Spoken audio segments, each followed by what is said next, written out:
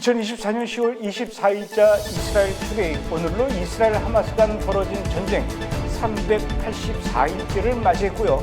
지난 한 주간에도 역시 이스라엘에는 많은 일들이 있었습니다. 우선 이스라엘이 11월 초쯤 이란을 공격할지도 모른다는 뉴스가 있었고요. 현재 시간 10월 19일에는 헤즈볼라가 보낸 것으로 추정되는 드론이 이스라엘의 베냐민 네탄야후 총리 저택을 향해서 공격을 했습니다. 그 이후로 이스라엘은 헤즈볼라를 향한 공격을 더욱 강화했습니다. 특히 10월 21일에는 시리아의 수도인 다마스크를 공습하면서 그곳에 있던 헤즈볼라의 자금 전달책을 제거하기도 했지요. 같은 날 이스라엘 군 당국이 베이루트 남부 외곽 지역에 있는 병원 지하에 거대한 벙커가 있고, 이 벙커 안에는 헤즈볼라의 수장 하산 나스랄라가 살아있을 때 레바논 시민들에게서 빼앗은 돈을 보관하는 금고로 사용했다라고 발표를 했는데, 이 지하 벙커에서 자그마치 현금 5억 달러, 우리 돈으로 약 6,900억 원과 금괴가 상당량 보관되고 있는 것으로 보인다고 했습니다. 이스라엘 군은 아직까지 이 병원을 향해 포격은 하지 않겠지만 계속해서 주시는 하고 있으니 헤즈볼라는 절대 이 지하 벙커의 돈과 금괴에 손대지 말라고 경고했습니다. 아마도 손을 대는 순간 돈과 함께 벙커 속에 파묻히게 될 것이라는 얘기겠죠. 이스라엘의 이런 경고가 그냥 하는 말이 아닌 것이 지난 10월 21일 레바논의 베이루트에 있는 한 아파트를, 그냥 아파트가 아니겠죠, 헤즈볼라와 관련이 있는 아파트일 것입니다. 이스라엘 군이 해당 건물에 사는 주민들을 모두 대피하라고 경고한 뒤에 40분 뒤에 정말 공격을 했는데, 그 장면을 함께 보시죠. 네, 방금 영상에서 보셨듯이 이스라엘의 로켓은 정확히 아파트의 1층을 타겟으로 했고요. 그래서 아파트 전체가 폭삭 주저앉게 된 것입니다. 이스라엘 군 당국에 따르면 이 아파트에는 헤즈볼라 드론 사령관이 거주하고 있었다고 합니다. 네, 오늘도 역시 이스라엘 투데이 조현영 기자와 함께 좀 더 자세하게 분석해 보는 시간을 갖도록 하겠습니다. 어서 오십시오. 예, 안녕하십니까. 네, 첫 번째 분석 이슈부터 알아보도록 하겠습니다.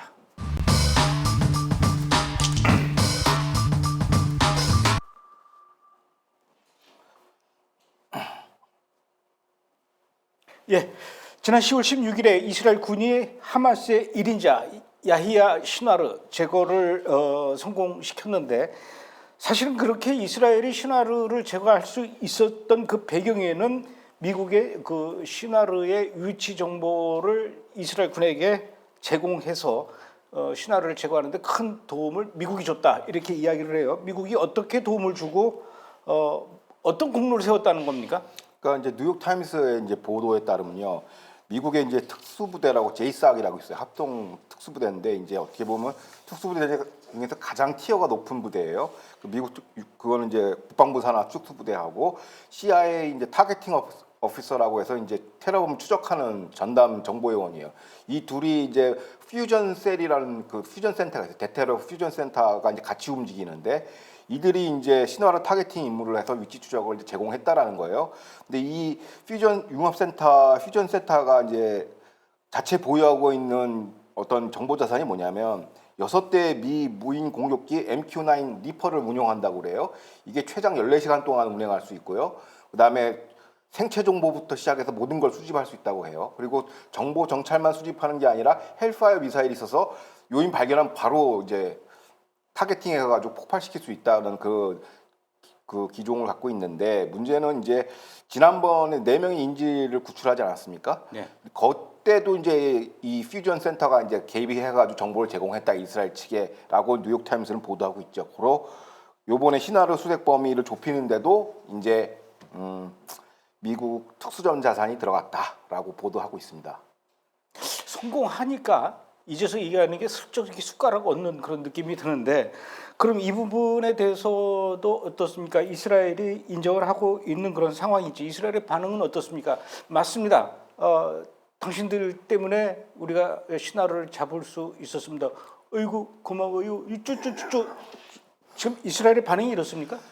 아니 정반대죠. 아 우쭈쭈쭈 이게 아니에요? 우쭈쭈 정도가 아니라 그냥 정색하는 표정입니다. 어허. 표현으로 이제 표하자면. 근데 이스라엘 현지 분위기는 이제 사뭇 다른데요. 근데 이유인즉슨 뭐냐면 만약에 NYT가 주장하는 것처럼 미국 측이 제공한 정보가 있었다면 이스라엘은 특수부대를 투입했겠죠. 근데 이번에 그 훈련병 잡았잖아요. 그렇죠. 왜냐하면 지난번 4명의 인질 구출할 때는 육군 산하, IDF 산하 특수부대, 경찰청 산하 특공대를 갖다가 조합을 해가지고 최정예로 이제 그 팀을 꾸려가지고 보내서 구출을 해냈거든요. 이번에는 보니까 대테러 경찰대가 아니라 이제 일반 병력이 들어갔거든요. 그러니까 마치 이런 거예요. 이게 어떻게 보면 이스라엘이 이번에 신화를 제거한 거는 미국한테는 빈라덴 제거하는 상징성이 있어요. 그때 뭐 일반 보병 보냈습니까? 아니잖아요. 그때 이제 그것도 이제 제이삭 소속의 이제 실팀 6라고 가장 높은 단계의 그 특수부대를 투입해서 제거를 했지 않습니까?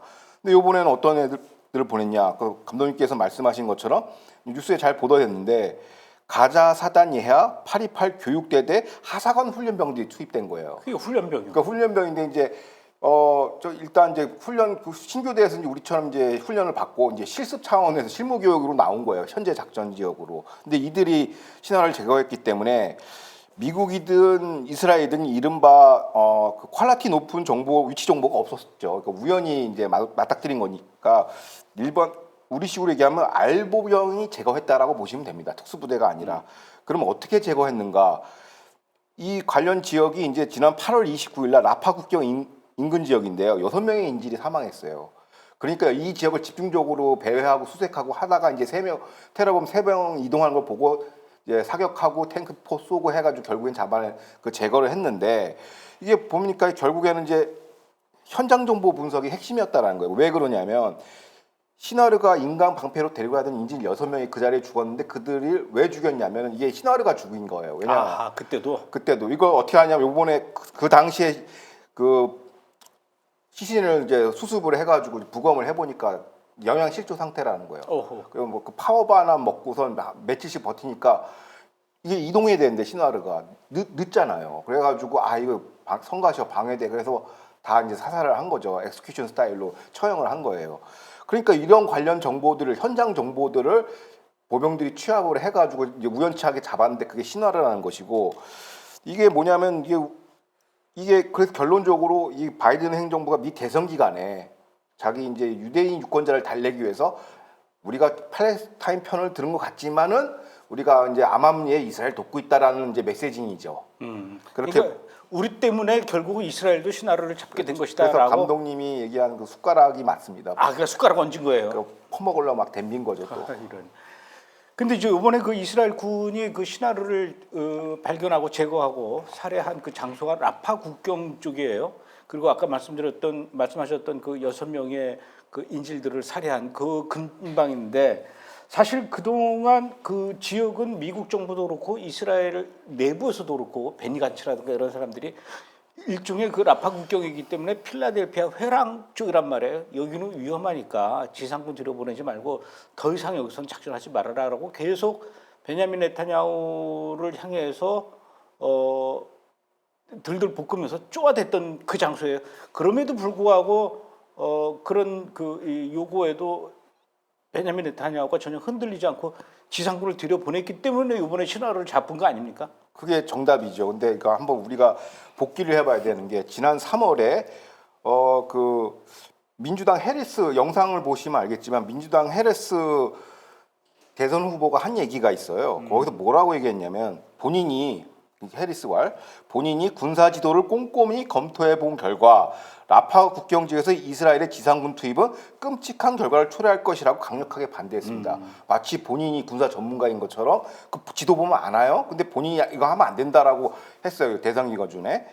그게 이제 첫 번째 영상이고 이건 이제 미국 측에서 이제 이런 강력한 반대 여론이 있었던 거. 바이든은 뭐 말할 필요도 없고. 그러니까 두 번째 이제 사진을 보시면 알겠지만 뭐 미국뿐만이 아니에요. 그 EU 수장인 보렐 역시도 하마스를 무력으로 제거할 수 없다. 그러면서 기사 내용은 뭐냐면 라파 공세는 인도적 재앙이 될 것이라고 얘기했는데 이제 결국에는 하마스의 수장을 제거했죠.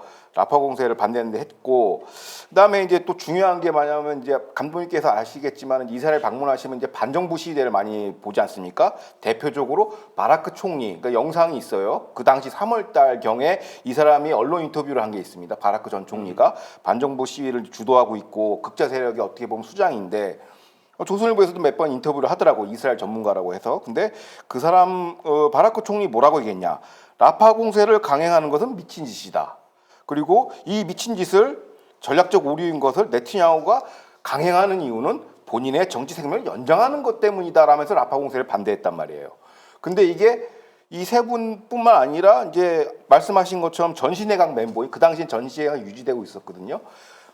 간츠와 아이젠코트 그리고 갈란트 국방장관뿐만 아니라 IDF 참모총장까지도 라파 공세는 현실성이 없다.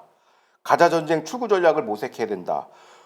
그러면서 북부 국경에 집중하자, 헤즈볼라에 집중하자. 라파 국경은 IDF가 2년 후에 다시 봐도 늦지 않다라고 하면서 전부 다 바이든과 보조를 맞추면서 네타냐후를 흔들어냈죠.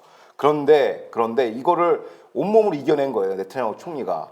그래서 초강력 그 쇠 힘줄 강단으로 밀고 나가가지고 한 달 후에 이제 라파 공세를 해서 우리한테 알려진 게 뭐냐? 이집트가 하마스 군수물자를 산소통 역할을 했다는 게 드러났죠, 전말이. 그걸 만약에 그 지역을 접수하지 않았으면 절대 알 수가 없는 거예요. 이집트에 어느 정도 개입된지를 알 수가 없고, 첫 번째. 두 번째가 요번에 신화르 제거 성과입니다. 그 베냐민 네타냐후 그 사진도 보면 알 수 있고, 특히 이제 그분의 그 베냐민 네타냐후의 목소리를 들어보면요, 굉장히 이 저음으로 중후하거든요. 그러니까 뚝심과 의지의 인물인 것 같아요. 맞습니다. 예. 그동안 그렇게 그 라파 지역에 그 지상군 전개하는 거를 반대를 했었지만, 이번에 결국은 신화르를 제거하는데 1등 공신, 결정적인 역할을 한 건 이제 지상군 아닙니까? 이쯤 해서 미국의 그 중동 전문가이면서 군사 전문가 여러 번 말씀하셨어요. 스펜서 교수. 스펜서 교수는 이번에 그 이스라엘의 지상군 활약에 대해서 어떻게 평가를 하던가요? 그러니까 그분은 이제 육군 희가전 전문 교수니까 그분의 의견하고 이스라엘 군사 전문가들의 의견이 거의 대동소이하고 비슷한데, 핵심 요는 이겁니다. 지상군 투입의 중요성을 강조하고 있어요. 그러니까 지상군을 전개시켜야 적의 전술 행동을 교란하고 지휘본부의 지속적인 위치 변경을 통해서 작전 통제 지휘 부담을 가중시킨다는 거예요, 적들한테. 그래서 실제로 요번에 왜 신화르가 적발이 됐냐면 지휘본부를 옮기는 과정에서 걸린 거예요, 예비군들한테. 그래서 사살당한 것이고, 이게 어떻게 보면 지상군 투입의 전술적 효과죠. 그다음에 빈번한 지휘본부 이동으로 효과적이고 이거 일사분란한 작전 지휘가 어렵다는 것이고, 특히 요번에 드러나는 거는 이제 사실상 그 하마스의 지휘부가 와야 되는 거 아니냐, 오합지졸로 이제 완전 전락이 됐고요. 중요한 건 두 번째입니다. 또 하나가 뭐냐면 지상군 투입으로 하마스 지휘부를 이제 흔들어 버린 것이죠. 그러다 보니까 새로운 기회의 창이 나옵니다. 새로운 기회의 창이 뭐냐면 전장 정보가 이제 수집이 되는 것이죠. 그러니까 그 사망한 인질부터 시작해서 인질의 위치, 그런 걸 다 포렌식을 조사하는 거죠. 그 현장 정보가 필요한 것이죠. 그 요인 위치 시나리오 정보를 그 지상군을 통해서 정보를 획득한 거예요. 그러니까 미국이 주장한 것처럼 최첨단 무슨 드론으로 위에서 보는 게 아니라 현장에 들어가서 찾아내는 것이죠. 그렇기 때문에 누차 말씀드리지만 미 바이든 행정부가 주장하는 미국 측의 첨단 정보 제공이 설득력이 얻지 못한 이유가 바로 이 대목입니다. 첨단 장비도 물론 중요하고, 또 제공력이라 해서 이제 먼저 하늘을 잡는 거, 그 다음에 뭐 이 드론이라든가 이런 그 스마트 전쟁, 물론 그것도 다 중요하지만 결국 전쟁의 마무리는 지상군이에요. 그렇죠.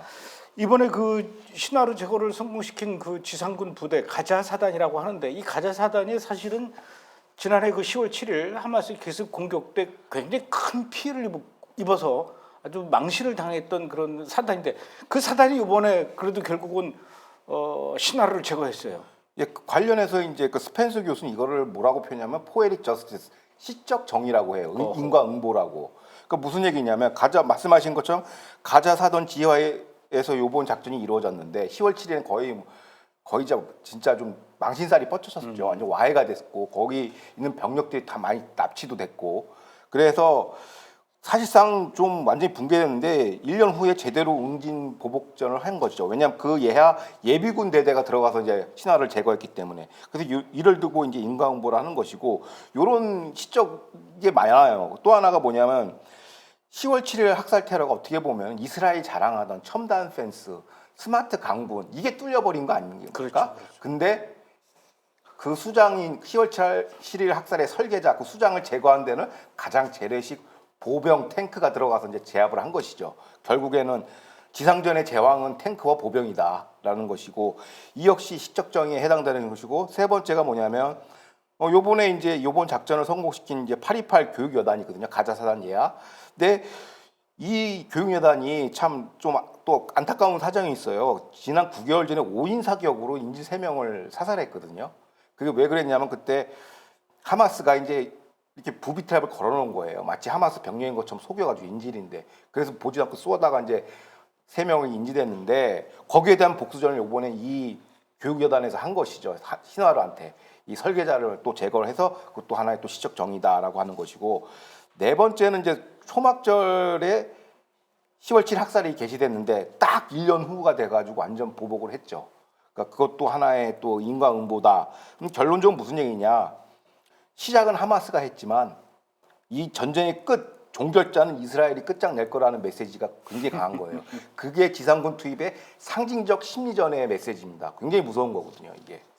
그런데 또 아까는 미국이 이스라엘에 이제 이 작전 성공에 슬쩍 숟가락을 올려놓더니 이제 또 다른 요구를 해요. 가자 지구의 그 하마스 1인자 이란에서 죽었던 그 이스마일 하니에 죽고 그 뒤에 또 이 아이야 신나로 죽고 또 레바논의 그 헤즈볼라 하산 나스랄라 죽고 막 이렇게 이 지도부급이 이제 다 제거가 되니까 이 정도면 이제 하마스도 그렇고 헤즈볼라도 그렇고 힘을 못 쓸 것 같으니 이스라엘도 이제는 그 가자지구하고 레바논에서 헤즈볼라 상대로 하는 그 전쟁 이제 좀 멈춰야 되지 않겠는가, 중단해야 되지 않겠는가 이렇게 요구하고 있어요.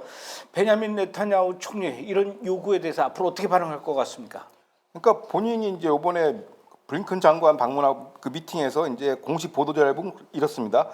총리는 휴전 언급 없이 그냥 하마스 완전 해체, 지금 남아 있는 101명 인증 소환 방침을 밝혔다고 월스트리트저널에 보도를 했어요. 그러니까 휴전 언급은 없다라는 것이고, 그러니까 그럴 수밖에 없죠. 지금 강단에 있는 지상군 투입 효과를 지금 톡톡히 보고 있어요, 네타냐후 총리는. 근데 다 이긴 거에다가 지금 와가지고 이제 보복의 공세를 지금 누구르티나는 건 말이 안 되죠. 그리고 이번 블링컨 방문 역시도 국내 미 대선용 관리용 쇼예요. 와가지고 난 중동 정치한다 뭐 이런 거 보여주기 위한 쇼라고 저는 보여드리고, 근데 또 기술적으로 협상 실무적으로도 문제가 많아요. 그러니까 감독님께서 말씀하신 것처럼 신화르 후임자를 지금 찾아야 되거든요. 근데 없어요. 그러니까 없으니까 그냥 카타르에 있는 무슨 슈라 위원회 그 하마스의 자문기구를 갖다가 5인회로 이렇게 확장시켜서 집단 지도 체제로 간다라고 얘기를 해요. 근데 이게 무슨 얘기냐면 하마스는 두 축입니다. 하나는 정치 총국, 그게 하니에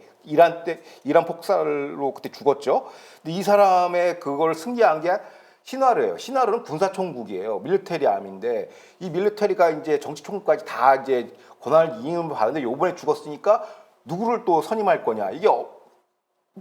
이게 이제 답이 안 나오니까 이제 카타르가 사실상 위임 통치로 넘어간 거예요. 뭐 슈라 위원회라고 5인회를 얘기했지만 다 카타르에 거주하고 있고 그 위임 통치를 카타르로 하는 걸로 봐야 되는데 이게 왜 중요한 거냐면 카타르하고 현장 가자하고 소통이 지금 안 돼요. 그러니까 지금 그 시나르가 바깥으로 이렇게 튀어나온 이유가 소통을 해야 되거든. 지금 뭐 협상을 하든지 말든지. 이 전화도 안 되고. 그러니까 이게 안 된다, 지휘 체계가 안 된단 말이에요. 그러니까 잠깐 이제 신화에 대해서 좀 말씀드리자면 이제 이스라엘 감옥에서 한 20년 동안 있었어요. 거기서 이제 뭐 히브리어도 능통하고 이스라엘 전사를 꿰뚫고 있어요. 나름 자칭 이스라엘 전문가예요. 그래서 이스라엘의 어떤 속성을 알고 있기 때문에 신화의 전략은 이거예요. 버티면 이긴다. 그러니까 미국이 이스라엘을 엄청나게 압박하고 국제사회 뭐 EU 포함해서 ICC가 막 네타냐후 체포영장 엄청 압박하면 할수록 신화의 몸값은 올라가요. 그러니까 더 많이 받아낼 수 있어요. 그래서 협상을 계속 거부해 왔죠. 그런데 그 욕심부리다 요번에 자기 명을 뒤촉하게 됐는데 이런 거예요. 지금 선동 프로파간다가 나가고 있어요. 신화르는 뭐 영적 서사르가 뭐 역대급 뭐 순교자다 하면서 끝까지 정하다 순교했다 이런 그러니까 얘기하죠. 그거를 지금 영웅화시키고 우상화시키는 프로파간다가 쫙 퍼져 있단 말이야. 그런데 여기서 만약에 카타르에 있는 뭐 5인회가 야 이제 협상하자 다 죽어 너네 그러다가 협상안이 와도 얘네들은 그걸 못 받아들여요. 왜? 그 프로파간다가 신화의 마지막 유언이거든. 그리고 그 예하 중에서 이 통신이 교신이 안 돼요. 그러면은 만약에 저 카타르에서 이제 휴전 협상을 받아들이라고 얘기했는데 그걸 받아들이면 얘는 배신자가 된단 말이야. 너는 시나르의 유업을 거부했어. 왜? 시나르가 방첩 담당 출신이었어요. 그러니까 이스라엘 감옥에 오래 있다 보니까 하마스 내에 있는 그 이스라엘 간첩들 다 속아냈거든요. 그래서 엄청나게 강하게 압박을 한 사람이기 때문에 그게 정서가 남아있다라는 거예요. 그 현장 그 병력들의 지휘관들은 그러니까 우리도 신화처럼 다 전사해야 되는데 여기서 자꾸 이게 이러면 지휘력이 이게 안 된다라는 거죠. 그래서 실무적으로 대표성이 없다. 너네랑 어떻게 내가 협상을 하냐. 여기랑 끈이 닿는지도 모르는데. 그래서 이제 이런 실무적으로 좀 협상이 안 되는 측면도 있고 대선 끌기용 시간 끌기라고 보이는 게 맞습니다. 일단 하마스 안에도 이 시나르급의 어떤 그 강력한 리더십을 가진 인물이 이제 더 이상 없나 보죠. 없죠. 이제 그러니까 이 이스라엘 그 군정보 사이트에 들어가서 보면은 이런 게 있습니다. 그러니까 한 24개의 여단이 있다라고 합니다. 그 전투 여단이 있는데 거의 다 파괴됐다고 해요. 근데 지금 한 뭐 중대급 병력들이 지금 각자 도생하고 있는 구조고 그들끼리도 서로 교신이 안 되니까 거의 혼란 상태죠. 그래서 네트냐고 강력하게 얘기했죠. 무기 버리고 인질 데리고 오면 살려는 주겠다라는 거죠. 그러니까 그게 그냥 겁주려고 하는 얘기가 실제로 상황이 그렇다라는 거예요. 그러니까 모압지졸이고. 그러니까 정권 바뀌면 트럼프 행정부 들어오면 이제 잔불 처리만 하는 것만 남았죠. 무기 버리고 인질 데리고 와라. 그럼 살려주겠다. 네. 딱 진짜 오합지졸이네요. 네. 알겠습니다. 자, 첫 번째 분석 여기서 마치고요. 잠시 전하는 말씀 듣고 두 번째 이슈 또 알아보도록 하겠습니다. 이란이라는 나라가 존재하는 오직 한 가지 이유는 지구상에서 이스라엘을 없애버리는 것이다.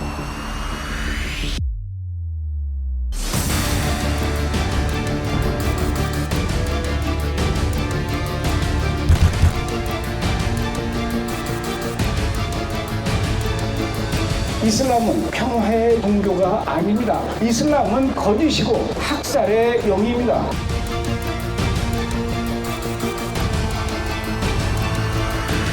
이래도 이스라엘이 아직도 전쟁 범죄 국가입니까?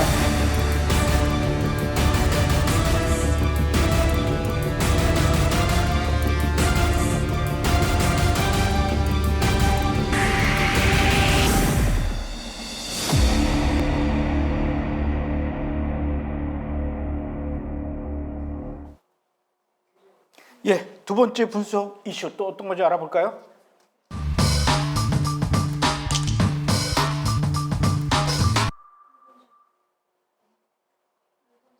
네, 이스라엘은 반드시 이란을 향해서 보복 공격을 하겠다고 했을 때 그 시기가 과연 언제일 것인가? 아마도 이스라엘의 그 가장 큰 절기인 나팔절이 끝나고 나서 공격을 할 것인가? 아니면 그거보다 열흘 정도 지난 그 욤키푸르 대속제일이 지나고 나서 공격을 할 것인가? 이거 갖고 참 말들이 많았어요. 근데 아직까지도 이스라엘이 이란을 향해서 보복 공격을 하지 않는 그 이유가 도대체 뭘까 잘 몰랐었는데 이제야 그 이유가 좀 밝혀진 것 같아요. 사실 뭐 이스라엘과 미국은 이런 부분에 대해서 그동안 서로 그 정보를 공유해 오고 있었는데 이스라엘이 이란을 향해서 보복 공격 준비하면서 공유했던 그 내용들을 미국 측에서 그 공유했던 기밀 문서를 밖으로 유출을 시켰다. 그래서 그 이스라엘 보복 공격에 상당히 문제가 생겼다. 이런 얘기가 있습니다. 어떤 문서이 유출된 것이고 이거 누가 시킨 겁니까? 그러니까 최초에 이게 기밀 문건이 어디에 나왔냐면 텔레그램에 이제 그러니까 미들 이스트 스펙테이터라는 이란 연계 텔레그램 사이트에서 이게 올라왔어요. 두 개의 문건이 공개됐는데 그 문제의 두 개의 문건은 이른바 이제 최고 기밀이라는 표시와 미국 주도의 정보 동맹인 파이브 아이즈, 미국, 영국, 캐나다, 호주, 뉴질랜드만이 열람을 할 수 있다는 표시가 있는 최고 등급 비밀 문건이 누출이 됐어요. 거기 첫 번째 문건에 뭐가 있었냐면 이스라엘 공군 이란에 대한 공격 준비 지속하고 있다. 15일, 16일에 두 번째 대규모 병력 훈련 실시라는 제목의 문건이에요. 그게 뭐냐면은 이스라엘 공군기지에서 실시된 전투기 투입, 그러니까 어떤 기종들이 들어가고 이런 것들이 경락고에 다 노출되지 않습니까? 그 훈련 내용, 그다음에 드론 부대 상황, 그다음에 군수품 어떻게 이전하는지, 군수물자, 그러니까 타격을 하려면 여러 가지 공군은 준비를 해야 되죠.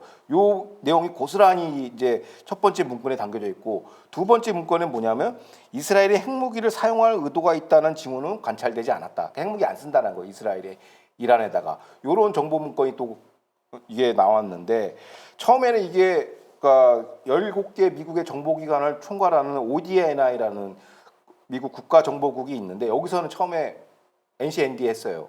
그러다가 이제 해당 문서가 진짜라고 미 언론에 미국 임명의 관리가 시인을 했다라는 것이죠. 그러니까 사실상 이건 정보가 유출된 건 맞아요. 기밀이. 그래서 현재 FBI 등 정보 유출 건으로 내사를 진행하고 있다라는 것이죠. 미국에서. 지금 핵심은 이번 정보 문건은 이란 타격 정보는 적시하지 않았고, 이란 공군의 이란 타격을 위한 훈련 내용만 갖춘 거예요. 이스라엘 쪽 정보만 이제 유출이 된 거죠. 근데 이런 거는 정보 유출, 그러니까 정보 관리가 이렇게 허술한 게 아니라 제가 보기에는 의도적으로 이렇게 유출시킨 게 아닌가 싶은데, 사실 이런 중요한 일에 대해서 이스라엘과 미국이 비밀을 이렇게 공유하고 일을 많이 해왔다가 미국 쪽에서 이거를 이렇게 이 정보를 유출시키는 사건 이전에도 여러 차례 있지 않았습니까? 그러니까 이제 지난 2022년 5월에 이제 IRGC 코우대 부대장 암살 사건이 있었거든요. IRGC면은 저 이란의 그 혁명수비대. 코우대 부대장 암살 사건인데, 이 사람이 IRGC 840부대장이에요. 그 840부대가 뭐 하는 데냐? 해외나 이란이나 있는 이스라엘 핵심 요인들, 지식인들을 이제 암살하는 부대예요. 해외나 이스라엘에 있는 이스라엘 지식인들. 그렇죠. 해외나 이스라엘 지식인들을 IRGC가 가서 이제 암살 공작을 펼치거든요. 뭐 그리스나 이런 휴양지나 이런 데 가가지고. 근데 그걸 담당하는 부대장이 이제 IRGC 840 부대장인데, 요거를 이제 모사드가 가서 미리 제거를 한 것이죠. 이 암살 부대를. 근데 요거를 비밀리에 진행했는데, 요게 이제 NYT를 통해서 세상에 밝혀진 거예요. 이런. 그 당시 이제 2022년이니까 베네트 총리 당시인데, 베네트 총리랑 바이든 행정부랑 이제 교류를 하고 있었어요. 정보 교류를. 근데 요게 나가가지고 당시 베네트 총리가 이제 노발대발했죠. 그 다음에 두 번째 또 비슷한 사건이 2012년 6월 1일 사건인데, 그게 뭐냐면 이스라엘이 이란 나탄즈 핵시설을 이제 직접 공격하는 거기보다는 비밀리에 이제 컴퓨터 바이러스를 풀어가지고, 그게 이제 유명한 스탁스넥스 바이러스죠. 원바이러스를 풀어가지고 그 전산망을 와해시켜가지고 가속기를 이제 못 쓰게 만드는 그 공작을 했단 말이에요. 근데 이것도 NIT에서 유출을 했어요. 2012년이니까 이제 오바마 행정부에서 유출을 한 것이죠. 정보 공유하고 있었는데. 그 세 번째가 또 뭐냐면 2012년에 이란이 포르도라는 또 비밀리에 핵시설을 가동하고 있었어요. 근데 그거를 이스라엘이 간파를 하고 그 이란 북쪽에 있는 아제르바이잔하고 이제 협의를 한 거예요. 비밀 외교 협의를, 정보 공작을 해서 너네들 우리 무기도 주고 할 테니까 너네 공항 좀 쓰게 해다오. 그래서 거기서 직접 이란을 타격하게 하려고 그 비밀 공작을 했는데, 이것도 2012년에 포린 팔레시 외교 잡지에 이걸 공개를 해버린 거예요. 그 포린 폴리시에 나온 그 기사가요, 우리나라 조선일보에도 또 나왔어요. 그렇죠. 이게 나왔으니까 이것도 이제 오바마 행정부가 또 유출을 한 것이죠. 그래서 이런 게 뭐 어제 오늘 얘기가 아니라서 놀랍지는 않죠. 그 아제르바이잔에 있는 그 공항 같은 경우는 이스라엘에서 이란 그 핵시설까지 거리가 1,500km예요. 그러니까 왕복 3,000km 된단 말이에요. 그러니까 이스라엘에서 전투기가 날아가서 이렇게 공격하고 돌아오는데 한계가 있어요. 중간에 기름을 급유받아야 되는 그 문제를 해결하기 위해서 이란 핵시설 바로 옆에 아제르바이잔이 있었는데, 이 아제르바이잔에 구소련 시절 때 사용하던, 소련군들이 사용하던 빈 활주로가 있었어요. 이거를 이스라엘이 활용하는 거를 아제르바이잔하고 협의를 했는데, 이거를 그렇죠. 다 까발린 거죠. 그런 비밀 정보가 이렇게 자기 손에 들어왔을 때, 야, 이거를 세상에 알리게 되면은 엄청난 파장이 일 텐데라는 생각을 하면은, 중요한 정보임에도 불구하고 막 이렇게 노출하고 싶은 심리가 있나 봐요, 이 언론사들은. 언론사는 모르죠. 정보에서 줬으니까. 그래도 그렇지, 뉴욕 타임즈 같은 데서 이거를 포린 폴리시도 그렇고 특종이죠, 뭐 특종으로 받아들이는 거죠. 하여튼 그러니까 제가 보기에도 세상에 믿을 사람은 없어요. 그러니까 비밀 공유 이거 절대로 안 됩니다. 너만 알고 있어 그랬는데 다 알게 되지 않습니까? 근데 지금 말씀하신 그 사례들을 보면은 미국의 예전에 그 버락 오바마 정부 시절에 8년 동안 그리고 요번에 이제 조 바이든 대통령 시절에 있었던 주로 그때 많이 이런 일들이 있었네요. 그렇죠. 그 이유가 뭐냐 보니까 이제 이른바 국무부 중동 데스크, 그러니까 안보 그 제도권 뭐 그쪽 기구 중에서 대부분 이란이란 중동 관련 이제 그 정책 전문가들은 전부 다 II 장학생이 이제 때문이라고 하는데 IEI 예. 이게 이란 이니시애티브 뭐 이게 그쪽인데 이게 대부분 이란 장학생들이 이란한테 돈 받고 이제 전문 싱크탱크에 있다가 정부로 이제 정무직으로 다 싹 들어간 거죠. 그래서 사실상 중동 데스크는 이미 다 오염이 됐다. 그래서 대표적인 게 이제 로버트 말리 이란 핵 특사였는데 이 사람이 또 정보 유출로 또 지금 조사받고 있고 자리에서 빠져 있고, 타바타이 뭐 미 국방성 특수전사령부 산하 저강도 분쟁 솔릭 비서실장도 이 이란 장학생 출신이고, 근데 이런 인사들이 너무 많고 이건 이제 드러난 사람들이고 이들이 또 임명한 또 여러 실무자급들이 있지 않습니까?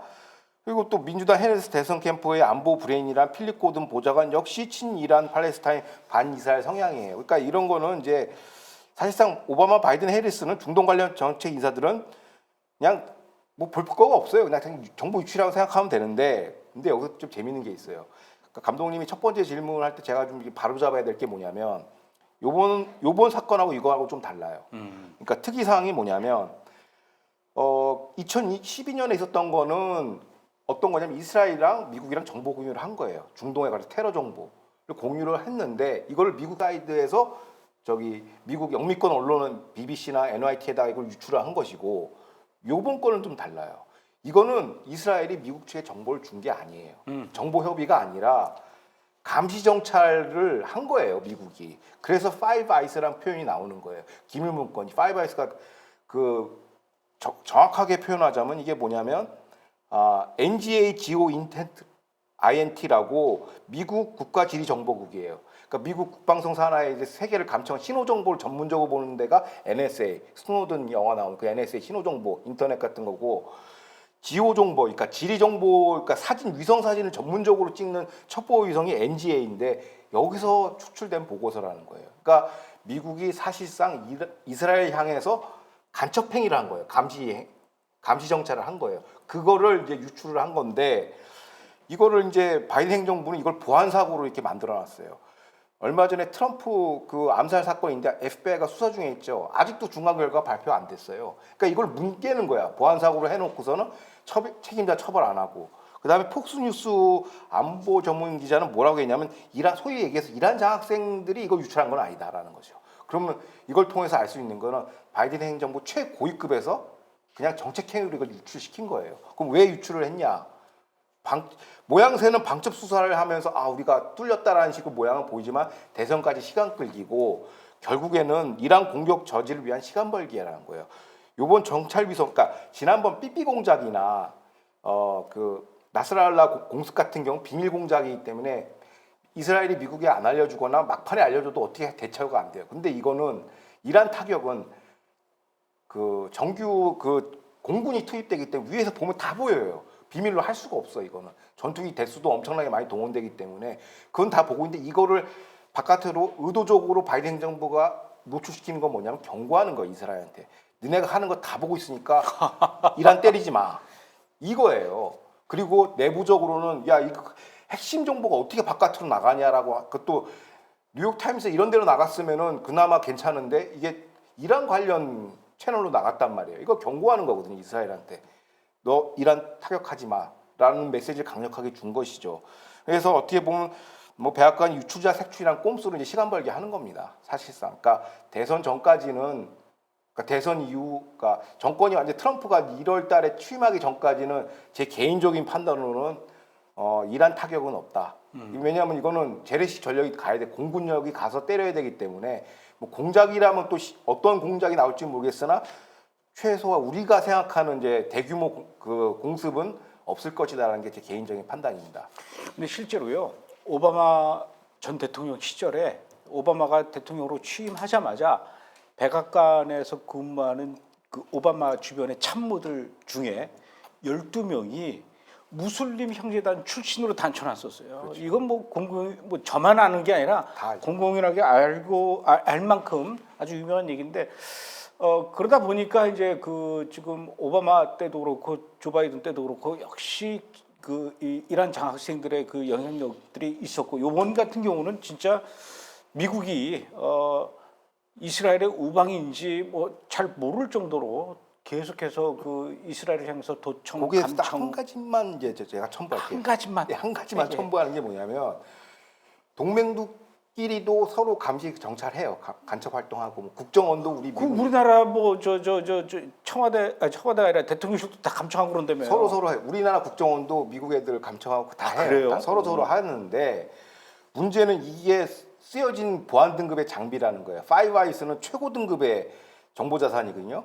그러니까 이거는 그냥 일반적인 서로 감시 행위를 뛰어넘는 행위라는 걸 강조하고 싶은 거예요. 왜냐하면 이런 장비를 내려다 보려면은 그것도 배당을 하나 봐요. 우선순위, 정보 우선순위 배당을 하나 봐요. 그러니까 예를 들어서 파파6이니 이런 걸 이 정보 장착 비싼 걸로 감청할 필요는 없잖아요. 감시 감독할 필요는 없는데 촬영할 필요는 없는데 이스라엘은 미국한테 가장 최고 순위의 이거 이란 핵 그 폭격이 자기들의 1순위라고 여기는 거예요. 그러니까 여기다가 이걸 배당한 거거든요. 그래서 그런 문제가 있습니다. 그래서 말씀하십시오. 브레드 TV는 등급으로 치면 몇 등급일까요? 우리는 공개 투자 정보니까. 그래요? 우리는 감청 안 하겠죠. 뭐. 자, 세 번째 분석 이슈 또 알아보도록 하겠습니다.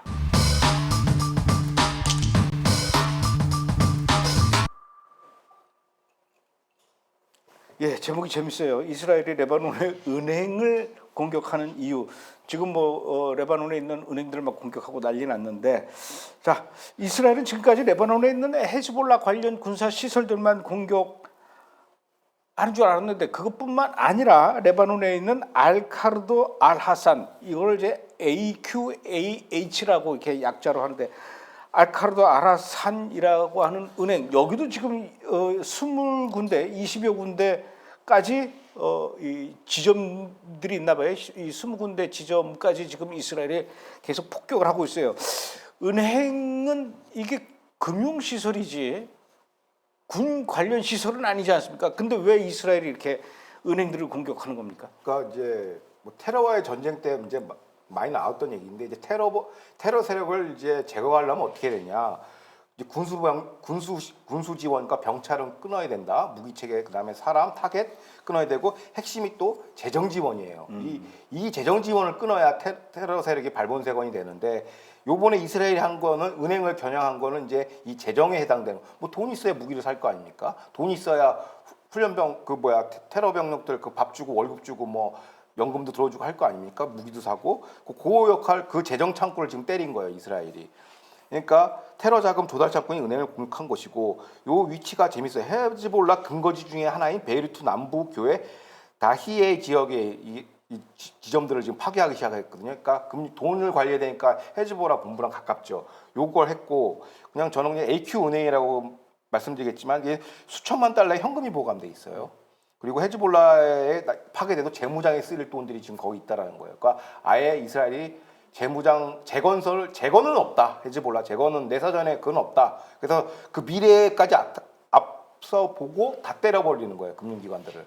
그래서 사실상 헤즈볼라의 하부 조직이자 2016년도인 이 AQ은행이 미국의 제재 대상이었어요. 금융 제재 대상.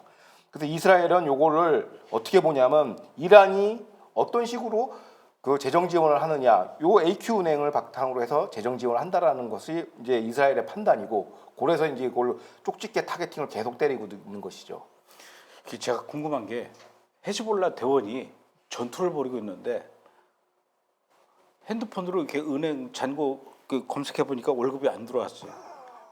야, 지금 은행을 지금 이스라엘 애들이 공격을 해가지고 돈 못 찾아, 돈 못 줘. 그러면 전투 벌이다가 월급 안 받았으니까 나는 전투 더 이상 못해. 그러지 않을까요? 테러 노동청에 신고하겠죠.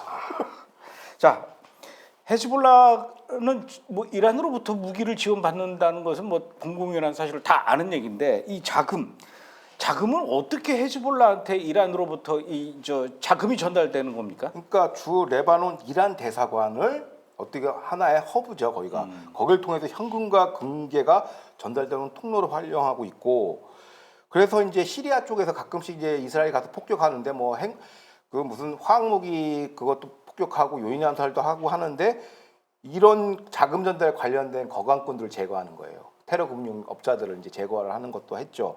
그래서 이란이 어떻게 어떤 이제 그 루트로 이제 지원을 하냐 보니까 이란 석유가 시리아에서 판매된 대금이 있지 않습니까?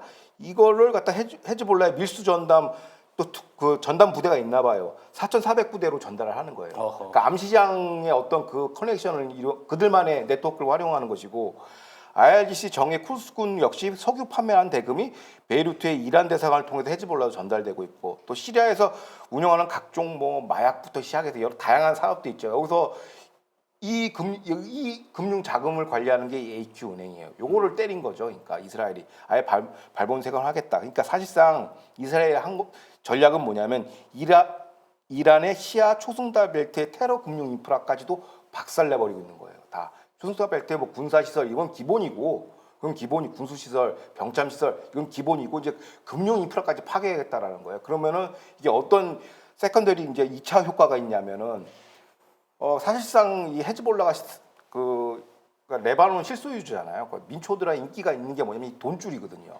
이 돈줄을 빠개버리면은 테러범이 월급 안 되면 일 안 하듯이 이 헤즈볼라에 대한 어떤 리스펙도 돈에서 나오기 때문에 정치적인 어떤 혼란상을 굉장히 중요한 일이네요. 야기하고 있죠. 그러니까 정치까지 내다보고 아예 그냥 찢어버리는 거죠, 이걸. 그러니까 그래서 네트냐후가 아주 중요한 연설을 했어요. 레바논 국민들한테 헤즈볼라는 우리의 주적이기 때문에 이건 파괴할 수밖에 없다. 이건 우리의 자유권 행사다. 대신 여러분들이 새로운 레바논을 창조하세요. 막 이렇게 좀 선동을 어떻게 보면 이제 사실상 이제 메시지를 발산하고 있어요. 이란한테도 똑같이 발산하고 네트냐후 총리가 그러니까 이란 국민들하고 나는 아무 감정이 없다. 억하 심정 없고 오히려 같은 편인데 신정 체제를 무너뜨리는데 내가 최선을 다하겠다. 여러분들 일어서라. 뭐 이거를 하고 있거든요. 그러니까 사실상 네트냐후 총리가 직접적으로 레바논과 중동 지역에다 선무 공작을 하는 거예요. 본인 입을 통해서. 그래서 그거의 연장선이라고 보시면 되겠습니다. 네타냐후도 정말 인물은 인물입니다. 그렇죠. 예, 그러니까 저는 이란으로부터 바로 그냥 헤즈볼라한테 돈을 쏘는 줄 알았더니 그 방법이 있군요. 그렇죠. 왜냐하면 지금 바이든 행정부는 좀 그렇지만 친이란 세력이라 치더라도 과거 트럼프 행정부 때는 다 금융 제재예요. 다 걸려요. 그러니까 이제 막 지하 경제를 돌리고 마약 테러리스트랑 마약상들이 트래피커들이 결합돼서 나르코 테러리스트가 나온 게 미국의 금융 제재가 워낙 이게 좀 하드하게 들어오니까 그렇게 한 건데 뭐 바이든 행정부 때는 그런 거 눈치 안 보죠. 근데 빨리 정권이 바뀌어야죠. 이런 상황에서 미국이 백악관을 향해서 우리가 이제 더 이상 레바논과 전쟁하지 않겠다, 휴전을 하겠다 이렇게 제안을 했다고 해요. 물론 뭐 일방적으로 뭐 휴전하겠다는 건 아니고 분명히 뭔가 조건이 있었을 것 같아요. 그 네타냐후 총리가 내건 조건이 있습니까? 그렇죠. 이제 이스라엘 내각에서는 어떤 생각을 하냐면 이스라엘이 직접 레바논 남부에서 헤즈볼라를 직접 감시하겠다. 이게 무슨 얘기냐면 헤즈볼라가 레바논 남부에서 재무장하는 걸 막겠고 첫 번째, 그 다음에 파괴된 군사시설 재정화하는 걸 막겠다. 그리고 이스라엘 군대가 직접 감시한다는 거는 뭐냐면 영공에서도 정찰 감시를 하겠다는 거예요. 그 영내로 들어가서. 그러니까 헤즈볼라 발본 세건하겠다라는 거를 휴전 조건으로 내걸었어요. 당연히 이제 바이든 행정부는 안 받죠, 이거. 그래서 거부했다라고 얘기를 하고 있습니다. 근데 이거의 뜻의 본질은 뭐냐면 사실상 그 UNP리죠. UN 평화군의 역할이 그 유엔 결의안 1701호를 관철시키는 거예요. 그 1701호가 헤즈볼라 무장 해제, 주둔 금지 이걸 관철시키지 못했으니까 우리가 IDF가 대신 UNP 역할을 하겠다라는 것이죠. 그러니까 어차피 1701호는 헤즈볼라도 없어야 되고 이스라엘 군대도 못 들어와요. 비무장지대로 나와야 되는데 어차피 너네들이 그걸 제대로 집행을 못했으므로 우리가 직접 들어가서 헤즈볼라 무장 해제 시키겠다라는 그 조건을 내는 거예요. 그러니까 이걸 미국이 받을 리는, 그러니까 미국이라기보다 바이든 행정부가 받을 리는 없죠. 정권이 바뀌어야 이것도 받는 거죠, 구조가. 그래서 안 되는 건지 알면서 그냥 걸어본 겁니다. 그래서 최대한 대선 직전에 네트냐후도 어차피 이란 핵 공격은 좀 제가 봤을 땐 물 건너간 것 같아요. 이란 핵시설 공격이나 이란 본토 타격은. 그래서 이런 걸로 한번 내고를 하는 게 아닌가라는 생각이 듭니다. 알겠습니다. 오늘은 여기까지 해야 될 것 같아요. 예. 근데 다음 주에는 우리가 못 만날 것 같습니다. 제가 그 해외 출장을 가는데 아직 제가 어디 간다라고 밝히면은 좀 곤란한 그런 곳으로 가기 때문에 무사히 잘 갔다 오게 되면 그때 어디 갔다 왔습니다라고 얘기를 해드리겠고요. 그 다음 주 지나서 그 다음 주면은 우리가 만날 때쯤이면 이미 미국 대선이 끝나서 결과가 나온 뒤일 거예요. 그때 아주 재밌을 것 같아요. 예, 결과 나와야죠. 결과 가지고 우리 또 자세하게 예, 또 예. 분석해보는 시간을 갖도록 하죠. 고생하셨습니다. 네, 수고하셨습니다. 감사합니다.